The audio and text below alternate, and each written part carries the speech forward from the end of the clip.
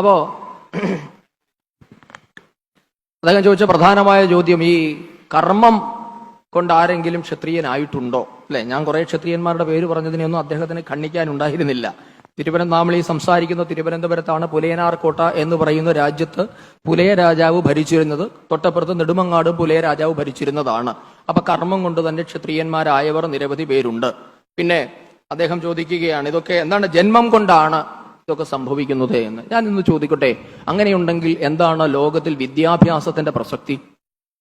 എന്നിട്ട് നാളെ മുതൽ എല്ലാ വിദ്യാഭ്യാസ സ്ഥാപനങ്ങളും അടച്ചുവിടണ്ടേ? അല്ലെ, ജന്മം കൊണ്ടല്ലേ നിങ്ങൾക്ക് ഇതെല്ലാം കിട്ടുക? ഒരു വിദ്യാഭ്യാസ സ്ഥാപനത്തിന്റെ ആവശ്യമില്ലല്ലോ. നമ്മളൊരു കുറ്റി അടിച്ച് അദ്ദേഹം പറഞ്ഞതുപോലെ ആ കുറ്റിയിലങ്ങ് പിടിച്ച് കെട്ടിയാൽ മതിയല്ലോ. അങ്ങനെയാണോ? ജന്മം കൊണ്ടാണോ കാര്യങ്ങൾ തീരുമാനിക്കപ്പെട്ടിട്ടുള്ളത്? ലോകത്തിൽ എവിടെ, ഈ ഭാരതത്തിന്റെ ചരിത്രത്തിൽ എവിടെയാ അങ്ങനെ തീരുമാനിക്കപ്പെട്ടിട്ടുള്ള ഒരാളുടെ പേര് പറഞ്ഞ് നിങ്ങൾ ജന്മം കൊണ്ട് മാത്രം അയാളെ മഹാനായി അംഗീകരിച്ച ഒരാളുടെ പേര് നിങ്ങൾക്ക് പറയാൻ പറ്റുമോ? ആരെയാണ്? നിങ്ങൾക്ക് ഇങ്ങനെ പലത് ബ്ലാ ബ്ലാ ബ്ലാ എന്ന് പറഞ്ഞിട്ട് കാടും പടലും തല്ലി പലതും പറയാം.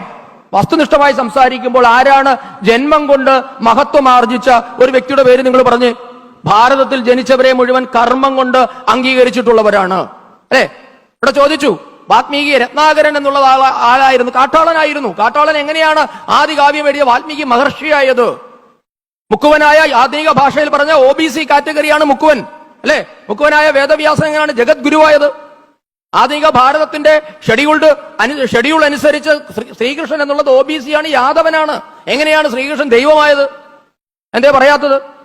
അപ്പൊ ഇവിടെ കർമ്മം കൊണ്ട് തന്നെയാണ് കാര്യങ്ങൾ തീരുമാനിച്ചിട്ടുള്ളത്, ജന്മം കൊണ്ടല്ല. ജന്മം കൊണ്ടാണെങ്കിൽ വിദ്യാഭ്യാസത്തിനോ പരിശീലനത്തിനോ സ്വാധ്യായത്തിനോ സത്സംഗത്തിനോ ഇത്തരം ഗെറ്റുഗതറിനോ യാതൊരു വിധമായ പ്രാധാന്യവുമില്ലല്ലോ. നിങ്ങളൊക്കെ ഓരോ കുടുംബത്തിൽ ജനിച്ചു, നിങ്ങളുടെ അച്ഛന്റെ അമ്മയുടെ സ്വഭാവം മാത്രം കാണിച്ചാൽ മതിയല്ലോ.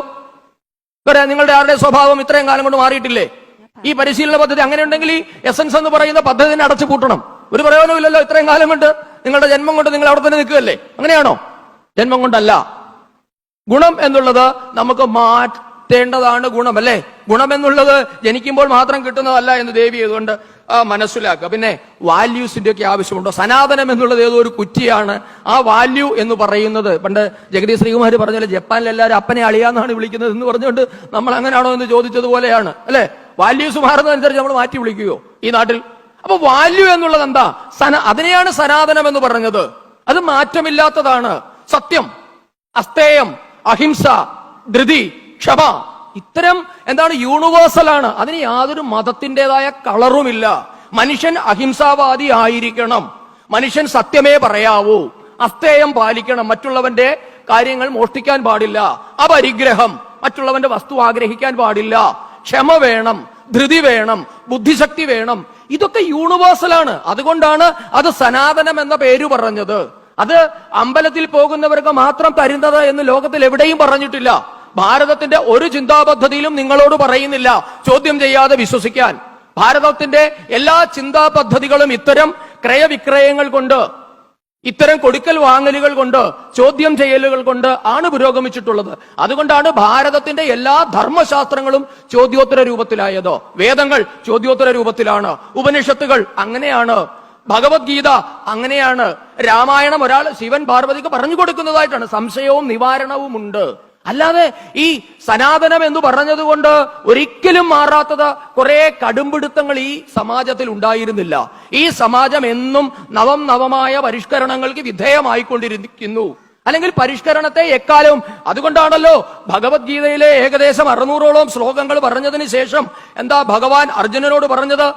ഇതിതേ ജ്ഞാനമാഖ്യാതം ഗുഹ്യാത് ഗുഹ്യതരം മയാ വിമർശ്യത ശേഷേണ യഥാ ഇച്ഛസി തഥാ ഗുരു.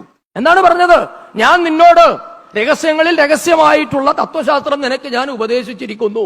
ഇനി നിന്റെ ബുദ്ധിക്ക് വിമർശ്യത അശേഷേണ, നിന്റെ ബുദ്ധിശക്തിക്ക് വിമർശിച്ചതിന് ശേഷം യഥാ ഇച്ഛസി തഥാ ഗുരു, നിനക്ക് ഇഷ്ടമുള്ളതുപോലെ ചെയ്യാനാ പറഞ്ഞത്. ഈ സ്വാതന്ത്ര്യമാണ് ഭാരതത്തിന്റെ സവിശേഷമായ പ്രത്യേകത.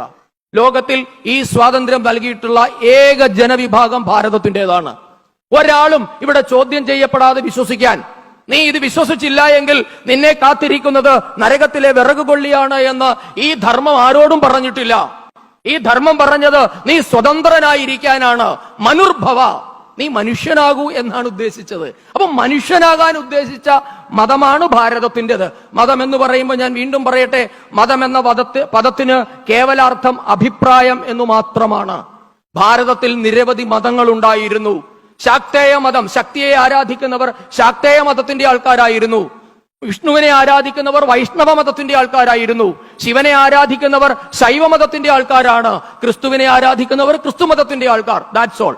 അല്ലാതെ മതത്തിന്റെ പേരിൽ ഇവിടെ ഒരു മതിൽക്കെട്ടുകളും ഉണ്ടായിരുന്നില്ല. പക്ഷേ ഭാരതം മതത്തിനും അപ്പുറത്തേക്ക് സനാതനമായ ചില മൂല്യങ്ങൾ, അത് അമ്പലത്തിൽ പോകുന്നവർക്ക് മാത്രം നൂലിൽ കെട്ടി ഇറങ്ങി വന്ന സാധനമൊന്നുമല്ല. സമസ്ത മാനവരാശിയുടെയും സുഖപ്രദമായ ജീവിതത്തിന്, നിങ്ങളുടെ ജീവിതത്തിന്റെ ബെറ്റർമെന്റിനു വേണ്ടി, നല്ല മനുഷ്യനാകാൻ എന്തൊക്കെയാണോ എല്ലാവരുടെയും ജീവിതത്തിൽ സനാതനമായി നാം ഓരോരുത്തരും കാത്തുസൂക്ഷിക്കുന്ന മൂല്യങ്ങൾ, അവയാണ് സനാതന മൂല്യങ്ങൾ.